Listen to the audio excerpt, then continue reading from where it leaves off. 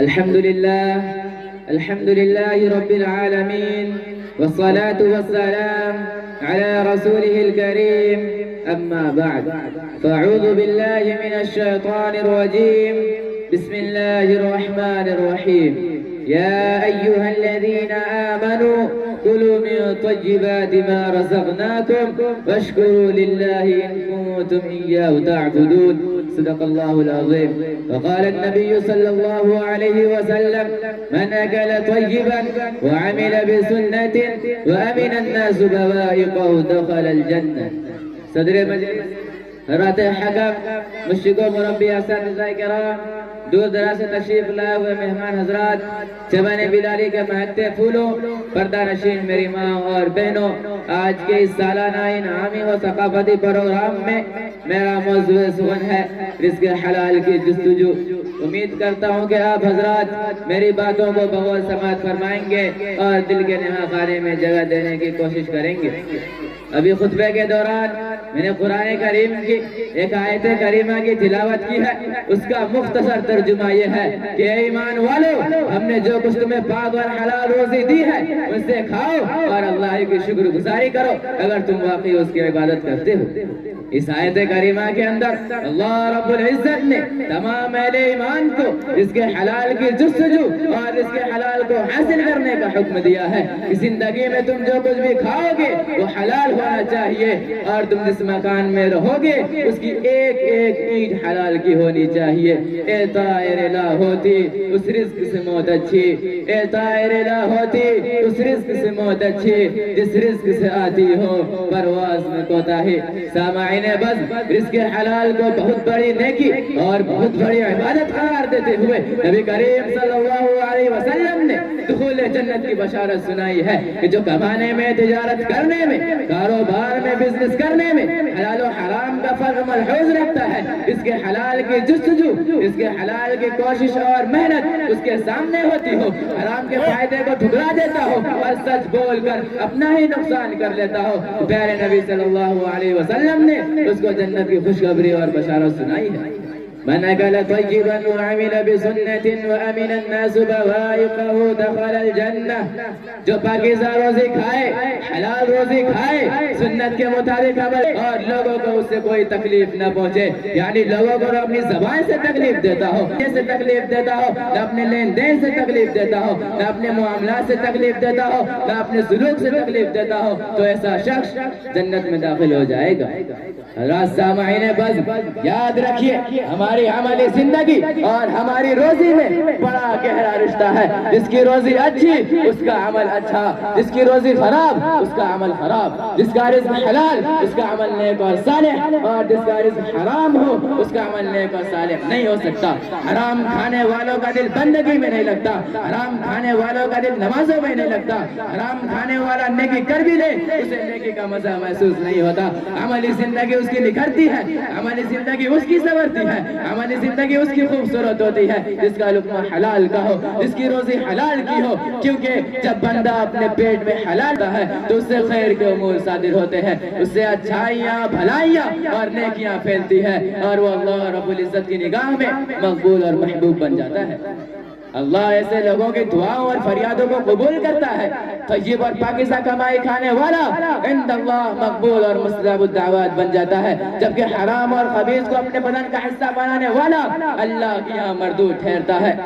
حضور صلی اللہ علیہ وسلم ارشاد فرماتے ہیں: ان اللہ امر المؤمنین بما امر به المرسلین۔ اسی طرح اللہ تعالیٰ ارشاد فرماتے ہیں: یا ایھا الرسل کلوا من الطیبات واعملوا صالحا انی بما تعملون علیم۔ اور فرمایا: یا ایھا الذین آمنوا کلوا من طیبات ما رزقناکم۔ اس کے برعکس آج ہم میں سے بہت سے لوگوں کو یہ شکایت ہے، ہم دعائیں کرتے ہیں، ہماری دعائیں قبول نہیں ہوتی، پڑھنے میں دل نہیں لگتا، اللہ کے ذکر میں طبیعت نہیں لگتی، مسجدوں کی جانب قدم نہیں اٹھتا ہے، نیکی کرتے ہیں، نیکی کی لذت نہیں ملتی، اللہ کے راستے میں خرچ کرتے ہیں، کچھ حاصل نہیں ہوتا، اچھائی کرتے ہیں، اس کی اچھائی ہمیں اچھی نہیں لگتی۔ آخر وجہ کیا ہے؟ میرے بزرگوں ذرا غور تو کرو، سوچو تو صحیح، کہ ہماری روزی اور ہمارا لقمہ حرام کا تو نہیں جس کا عذاب ہمیں مل رہا ہے۔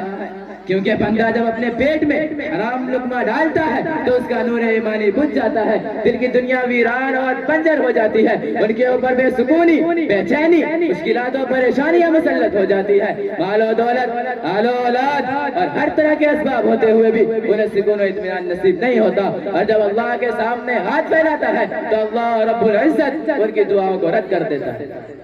اسی بات کو کئی حدیث پاک میں وضاحت کے ساتھ بیان فرمایا گیا ہے۔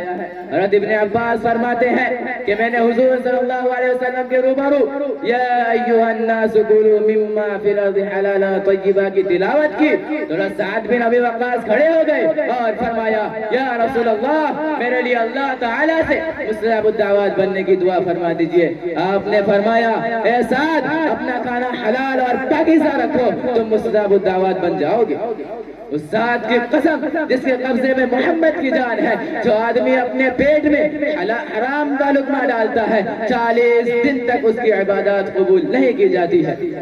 حدیث شریف کے اندر آیا ہے، آقا فرماتے ہیں ان اللہ طیب لا یقبل الا طیبا ثم ذکر الرجل یطیل السفر اشعث اغبر یمد یدیہ الى السماء یا رب یا رب ومطعمه حرام ومشربه حرام وملبسه حرام وغزي بالحرام فأنا يستجاب لذلك۔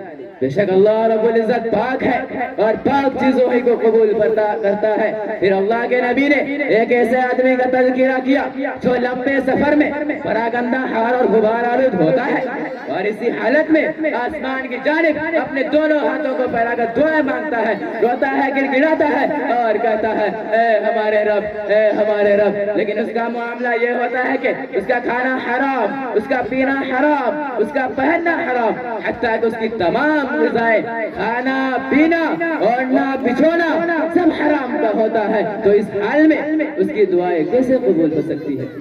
افسوس صد افسوس، کتنے بڑے خسارے کی بات ہے، کتنا بڑا نقصان ہے اور کس قدر گھاٹا ہے کہ ہماری روزی ہماری نیکیوں کو ضائع کر دے، ہماری حرام کی کمائی ہماری دعاؤں اور نمازوں کو ضائع کر دے، ہمارا حرام لقمہ ہمارے نیک اعمال کو برباد کر دے، ہماری حرام غذائیں ہمیں اللہ کے سامنے ذلیل و رسوا کرتے۔ حضرات ان ساری باتوں سے پتہ چلتا ہے کہ ہمیں کس قدر محتاط و ہوشیار رہنا چاہیے، زندگی میں حلال کمائی کی جستجو رکھیں اور اپنے لقموں کا جائزہ لیتے رہیں۔ آخر میں اللہ تعالیٰ سے دعا ہے کہ اللہ ہمیں رزق حلال کمانے اور کھانے کی توفیق عطا فرمائے، آمین یا رب العالمین۔ کسی شاعر نے کیا خوب کہا ہے، کوئی ضبط دے نہ جلال دے مجھے صرف اتنا کمال دے، کوئی ضبط دے نہ جلال دے مجھے صرف اتنا کمال دے، مجھے اپنی راہ پہ ڈال دے کہ زمانہ میری مثال دے، تیری رحمتوں کا نزول ہو مجھے محنتوں کا صلہ ملے، تیری رحمتوں کا نزول ہو مجھے محنتوں کا صلہ ملے، مجھے مال و زر کی حوث نہ ہو مجھے بس تو رزق حلال دے۔ وآخر دعوانا الحمدللہ رب العالمین والسلام علیکم ورحمۃ اللہ وبرکاتہ۔ جزاکم اللہ خیرا وحسن الجزا۔ کرو سونے کے 100 ٹکڑے تو قیمت کم نہیں ہوتی، کرو سونے کے 100 ٹکڑے تو قیمت کم نہیں ہوتی، بزرگوں کی دعا لینے سے عزت کم نہیں ہوتی، ضرورت مند کو دہلیز سے خالی نہ لوٹاؤ، ضرورت مند کو دہلیز سے خالی نہ لوٹاؤ، اللہ کے نام پر دینے سے دولت کم نہیں ہوتی۔